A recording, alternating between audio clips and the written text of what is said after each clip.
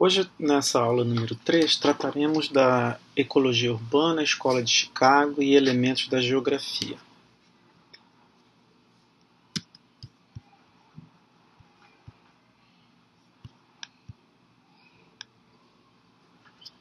Nosso objetivo é introduzir um arcabouço teórico visando a construção de uma teoria urbana geral, ainda utilizando aportes da geografia, como mencionado, e da sociologia. As referências para essa aula é o texto clássico do Ernest Burgess, que fala justamente dos procedimentos empíricos desenvolvidos na Escola de Chicago, e também o texto do livro A Produção Social do Espaço Urbano, do Mark Cottiner, que também trata desses assuntos. Primeiro é importante a gente considerar a relação entre sociologia e economia. Quais são os enfoques explicativos, não universalmente aceitos e fontes de controvérsia que envolvem o surgimento da escola ecológica, a Escola de Chicago? Embora tenha sido desde o início visto como uma escola eminentemente descritiva, que chega a acreditar no determinismo socioeconômico, foi de fundamental importância para o desenvolvimento da sociologia urbana. Por quê? Ela trabalha com princípios do que a gente chama de ecologia humana aplicados para a explicação da estrutura das cidades, a estrutura socioespacial. Apesar de ser descritivo e propor alguns modelos formais de organização espacial, muitas vezes relacionados puramente à situação encontrada nas cidades norte-americanas, tem uma validade muito importante para os estudos da sociologia urbana que se seguiram. O urbanismo aqui é tratado como uma forma de vida na medida em que reconhece que há uma relação inerente entre determinados grupos sociais e a localização desses grupos dentro da cidade. Nós temos aqui 3 pontos que vão ser utilizados para organizar a nossa aula. Primeiro, nós vamos falar dos modelos que foram propostos de maneira descritiva, tanto por Burgess, os modelos zonais, o modelo setorial de Reutte e o modelo multicêntrico de Harris e Ullmann. Falaremos sobre os processos de competição entre os vários segmentos da população urbana, da dominação de cada segmento em suas respectivas áreas naturais dentro da cidade e a invasão destas áreas por grupos concorrentes.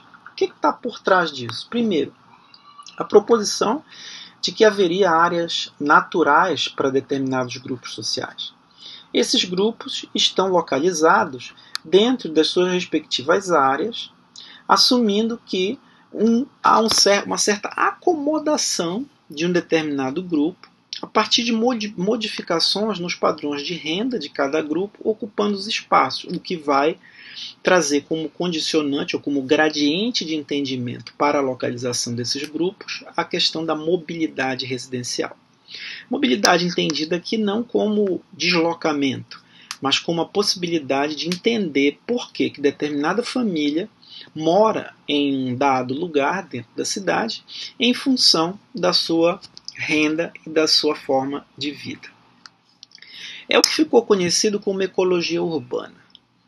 Existem alguns antecedentes, como Compton, que trata das cidades como órgãos reais de um organismo social, inclusive guarda relações com o que nós discutimos na aula anterior sobre as ideias progressistas e culturalistas, na medida em que a comparação da cidade com um organismo que faz parte do período chamado pré-urbanista vai encontrar em estudos como de Spencer o conceito e o entendimento de que a cidade tem uma forma social e uma função social.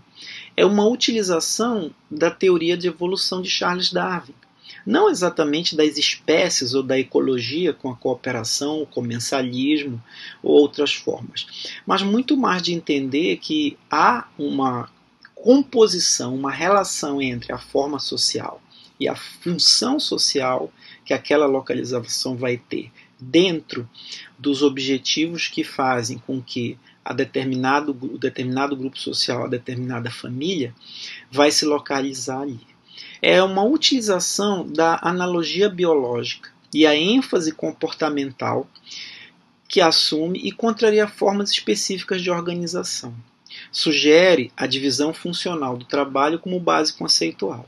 Então, a cidade oferece um mercado para os talentos especiais do indivíduo, para sua localização. A competição pessoal tende a escolher para cada tarefa especial o indivíduo mais adequado. E isso foi usado, isso foi aplicado para a explicação do que Burgess se encontra na cidade de Chicago. Aqui tem um texto que introduz o trabalho do Burgess e que fala que é central na análise de Burgess para o crescimento urbano o famoso modelo chamado de círculos concêntricos, que divide a cidade em 5 zonas. Em um nível, o modelo de zona concêntrica foi meramente um mapa contemporâneo da cidade de Chicago contemporânea, com uma zona chamada número 1, onde está localizado em inglês, Central Business District, ou o CBD. É ali que está localizado o que era chamado em Chicago de Loop, que é aquele ponto central inicial onde se concentram os usos, as atividades menos residenciais. Em um outro nível, o modelo traz um diagrama teórico do processo dinâmico que Burgess chama de sucessão, um termo que lhe empresta da ecologia das ciências naturais, tá? E faz analogias entre o que seria o urbano e o mundo natural. Burgess estabelece um estudo da ecologia social como uma abordagem distinta para o entendimento dos padrões que estão sublocalizados dentro daquilo que nós chamamos de crescimento urbano e desenvolvimento.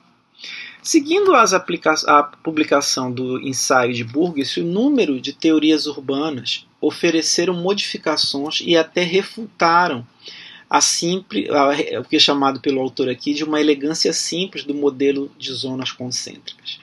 Em 1939, o economista imobiliário, se a gente pode chamar assim, Reut, propôs um modelo alternativo, que é o modelo setorial, para as cidades do capitalismo moderno, baseado em acoplamentos, em pedaços ou em grupos, né, de atividades que estão localizados fora do centro da cidade ao longo dos corredores de transporte.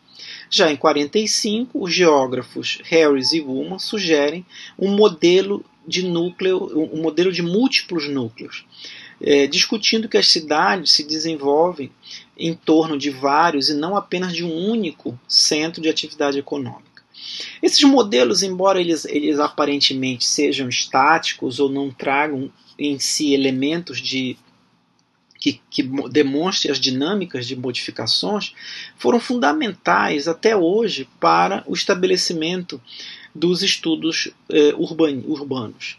Aqui nós temos o mapa do crescimento populacional da cidade de Chicago entre 1920 e 1930, baseado justamente, tá, no crescimento ou decrescimento da população em termos relativos, baseados no levantamento censitário feito, que se constitui na base empírica para o estudo que Burgess se desenvolve na cidade de Chicago. Na verdade, o que vai acontecer? Ele vai tentar traduzir essa localização desses grupos dentro da cidade, utilizando esses dados para chegar no modelo. Esse aqui é o modelo desenhado originalmente em 1925 para explicar aquilo que eu falei anteriormente no texto. Aqui na zona número 1 está o Loop, né, que é justamente onde é o Central Business District, que seria onde estão localizados os serviços, as atividades bancárias, as atividades comerciais. Em torno desse ciclo, nós teríamos uma segunda área em que é a área onde houve uma invasão de alguns grupos, principalmente grupos de minorias ou grupos favelizados ou alguma coisa relacionada com aqueles trabalhadores que ficam na periferia imediata daquela área central. A partir daí nós temos um terceiro círculo, tá? Que é a zona dos homens e mulheres trabalhadores, que estão ali localizados porque eles conseguiram sair daquela área de deterioração, a segunda, imediatamente localizada, e têm condições de se deslocar, de se movimentar, tanto em direção ao centro, o Central Business District, ou sair da área da cidade e fazer o movimento que nós chamamos em inglês de commuter, que é aquele deslocamento pendular para os locais de trabalho. Além disso, nós temos uma quarta zona, que seria a zona residencial, de maior renda, ou onde estão localizadas as habitações unifamiliares. Tá? Esse quarto anel seria um pouco importante, seria a especificação de áreas residenciais com mais status. Isso daqui na cidade de Chicago era possível corresponder às análises feitas a partir dos censos dele. Aqui nós temos uma explicação um pouquinho melhor, né? Ou a tradução dos elementos que estão, ou os processos que estão acontecendo a partir da identificação do modelo de zonas concêntricas. Quais são esses processos? A expansão como crescimento físico, com estudos de demanda e de crescimento físico para a localização do maior número de residências, o maior número de espaços de trabalho, e também a expansão como processo, com a sucessão, complementariedade, centralização e as taxas de crescimento em cada uma dessas zonas. O estabelecimento dessas zonas é fruto da observação desses processos. A organização e desorganização social como processo de um metabolismo, de um organismo que está em funcionamento, e a mobilidade também como pulsação da comunidade em relação à possibilidade de que os eixos de transporte sirvam para estabelecer essa subdivisão em torno da cidade. Aquela ideia colocada pelo modelo de Burgess, como eu falei antes, foi depois desenvolvida através do modelo de Reutte, em que ele não está trabalhando mais com as zonas circulares, e sim com setores de dentro do círculo. Então, ele tenta explicar, né, em que medida não seria estabelecido especificamente em torno de anéis, e sim setores que coincidem, que levam as pessoas ao centro de negócio, o CBD, que corresponde ao mesmo centro estabelecido no modelo de Burgess, mas ele chama atenção para a localização de fábricas e indústrias que estão sendo expandidas em determinados setores, mas que têm acesso ao centro da cidade, uma área densa relacionada à residência de classe média, esse roxo aqui, e a localização das residências de classe mais altas nos chamados subúrbios modernos. Isso daqui é o modelo associado à cidade norte-americana, em que a urbanização se deu principalmente pela concentração de usos no centro, um estímulo à localização residencial fora dessa área mais urbanizada e uma série de processos econômicos que dizem respeito às sucessões e à busca por emprego de determinadas classes que não conseguiam se localizar em áreas que fosse predominantemente residencial. Aqui embaixo nós temos uma comparação entre o mesmo modelo setorial de Reutte e o modelo dos núcleos urbanos do Harris e Ullman, ou o modelo de multicentros. Né? As cores elas correspondem às mesmas características. Nós temos o CBD novamente nos dois, porém no modelo multicêntrico o CBD ele não tem uma posição especificamente central, né? Mas ele é um dos setores, e é talvez o setor que agregue mais residência de classe mais baixa, e também a localização próxima a ele de residências de classe média. a residência da classe mais alta novamente está localizada fora dessas áreas. Além disso, é acrescido para o modelo multicêntrico a localização dos subúrbios residenciais, aqui entendidos no sentido norte-americano, não exatamente daquelas áreas mais deterioradas, porque elas estão localizadas mais próximas do CBD ou estão intermediárias entre este CBD, aqui representado na cor amarela pelo número 3, e que tem acesso tanto ao CBD como às indústrias manufatureiras mais pesadas.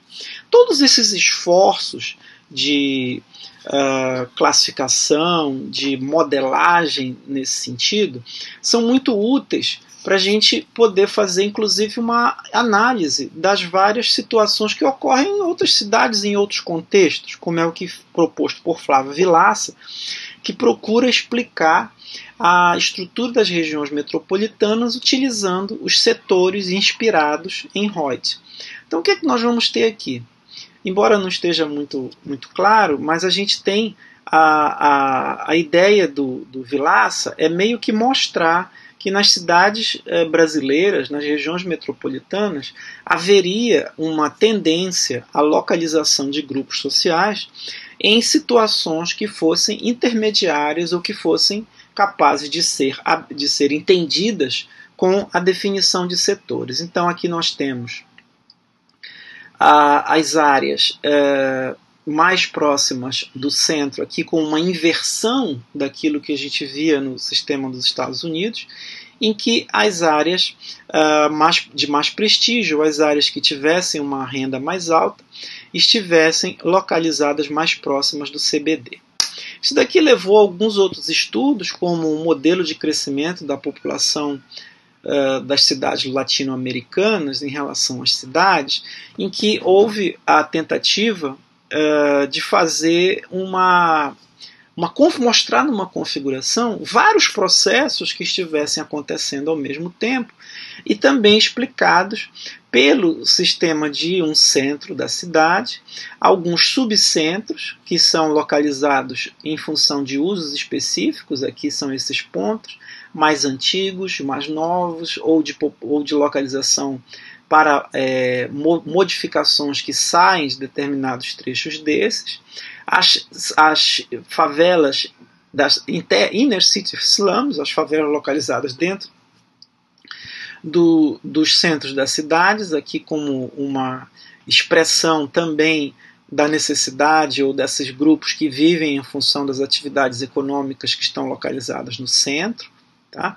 E todo um processo representado por essas figuras geométricas, o triângulo, o quadrado e o círculo, para demonstrar onde estariam se localizando de forma dinâmica entre o que seria essas áreas residenciais de classe mais média e classe mais baixa, para a relação delas na utilização ou na possibilidade de prestar serviços para setores onde há uma localização de classes mais altas, representadas por essa achura aqui, além da localização industrial ao longo de eixos de transporte, é o que a gente pode ver nesse setor aqui e nesse setor aqui.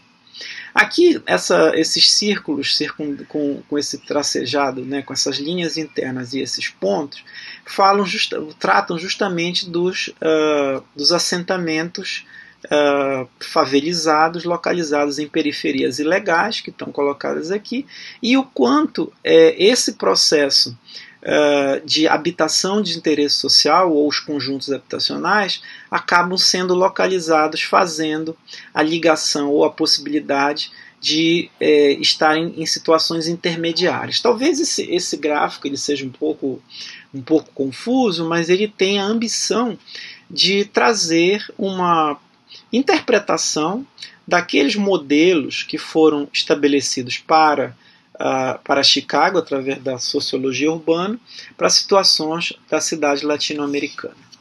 Por que nós estamos falando disso tudo? Na verdade, essa relação entre sociologia, economia e geografia levou ao estabelecimento do que nós conhecemos como a escola ecológica, a escola de ecologia urbana, descritiva com ênfase nas formas espaciais que configuram o espaço urbano. A escola ecológica guarda relações com a escola econômica neoclássica, em que aqueles processos que explicam a localização dos grupos sociais têm uma justificativa econômica, já que as análises são baseadas nas decisões locacionais dos indivíduos, vinculando o comportamento humano à competição econômica.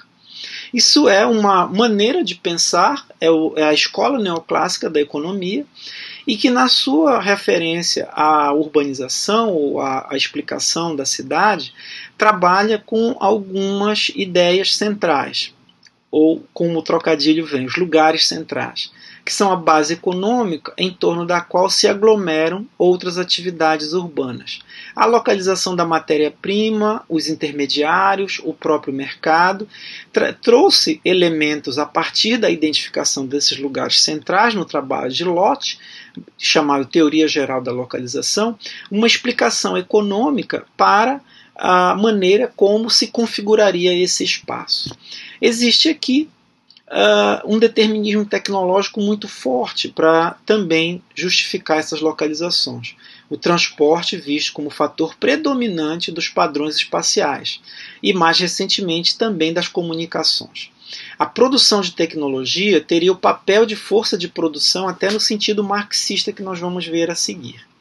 Essas ideias aqui compõem o que nós chamamos de teoria ou paradigma do equilíbrio, que é a estruturação resultante da ação de unidades decisórias isoladas, que podem ser as pessoas ou as empresas, interagindo dentro de um quadro institucional definido pelo funcionamento de um mercado livre, neutro e perfeito, e pela ação equidistante do Estado em relação aos agentes envolvidos.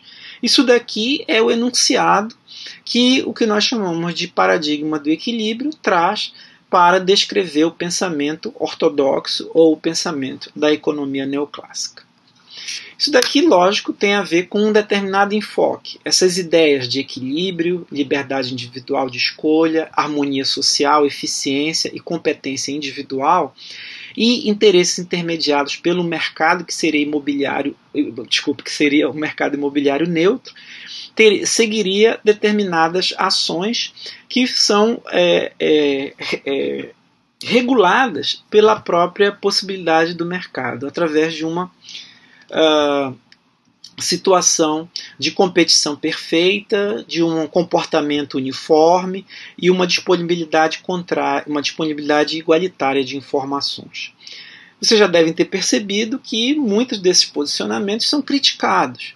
Há críticas fundamentais da economia neoclássica justamente em torno disso, principalmente pela ação da mão invisível do mercado, fazendo todas as adequações dentro de uma pseudo-harmonia.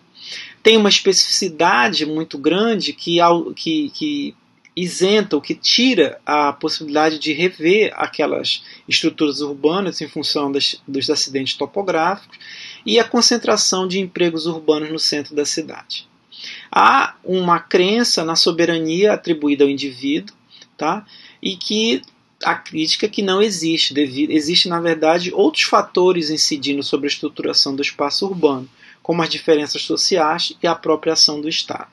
Todos esses elementos estão colocados aqui para que a gente possa, ao longo da nossa disciplina, fazer uma relação entre esse pensamento neoclássico, as suas críticas e também a aplicação disso para a explicação da renda fundiária.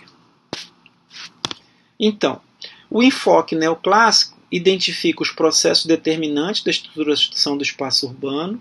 Ele tem como foco o comportamento dos indivíduos, das firmas e instituições públicas, vistas como unidades decisórias. Tá? Segue em dois caminhos, o da economia neoclássica e do grupo dos comportamentais não econômicos. Os econômicos neoclássicos têm na figura de Wingo e Alonso os principais autores que trabalham com a discussão sobre a capacidade do indivíduo, dentro dessa racionalidade econômica, justificar sua localização, por dois parâmetros: a aquisição de espaço, área, e a acessibilidade, entendendo como tempo e custo de deslocamento, em proporções variáveis, visando maximizar os benefícios da sua decisão locacional intraurbana de acordo com seu orçamento familiar. O aumento de renda representa uma maior procura por áreas suburbanas, é a chamada mobilidade urbana, quando ele, teoricamente, ou a partir do entendimento do que esses dados já levantados a partir da Escola de Chicago, traria em termos de gradientes de diferença entre a busca por mais área ou a busca por uma localização que tivesse racionalidade em termos da acessibilidade.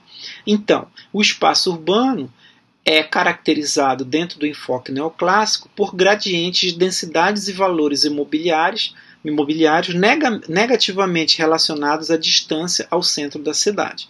Quer dizer, se você consegue você busca ter mais área, há um comprometimento do custo do deslocamento. E se você privilegia evitar o deslocamento, você teria talvez uma situação de ter menos acesso a áreas maiores. Já a ecologia urbana mais contemporânea, com a influência de Amos Hawley sobre o crescimento metropolitano e o abandono da forma espacial por si só, para enfocar a rede funcional interdependente de organização espacial, traz elementos para explicar o crescimento metropolitano, não apenas o crescimento de uma única cidade. A explicação da origem e desenvolvimento do espaço de assentamento da comunidade é feita por meio de forças biogênicas e abstratas, internas à própria comunidade. Essa ecologia urbana contemporânea articula-se com a economia neoclássica ao considerar a conquista da distância como uma barreira ao tamanho, daquilo que eu estava falando, entre o tamanho da área e a possibilidade de diminuir custos de deslocamento.